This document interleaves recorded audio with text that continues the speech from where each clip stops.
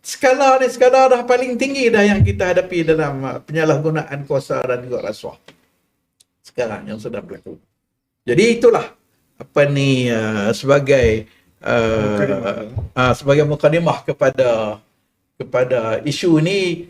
Dia sudah menjadi suatu wabak.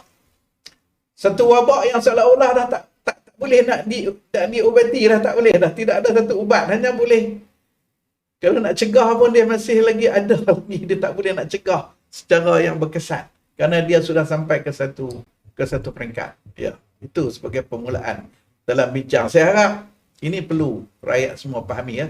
Ya. Okey Tok, terima kasih. Okey Tok. Tu, hari ni kita berdua je Tok. Ya. Jadi kita ada ruang waktu yang saya rasa panjang ni. Ya. Jadi kita akan bertukar-tukar fikiran lah Ya. kan. Sudut pandang Datuk, saya pun mungkin akan lontarkan sudut pandang dengan saya. Ya.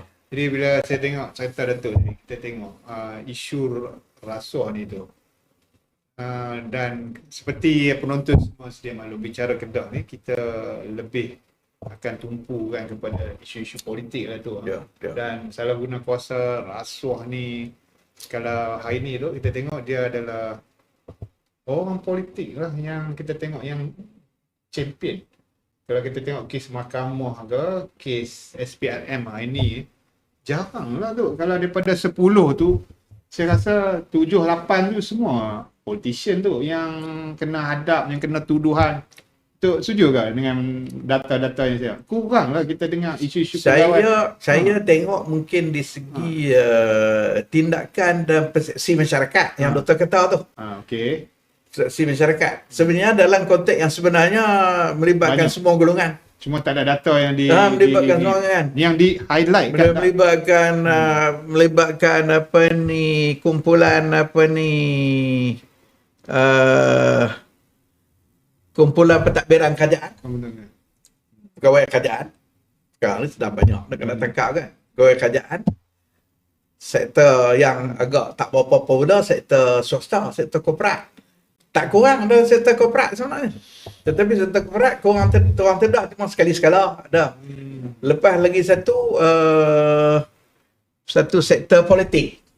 Ada 3 sektor yang agak besar. Golongan kerajaan, Kerajaan, lepas tu swasta, kemudian golongan politik.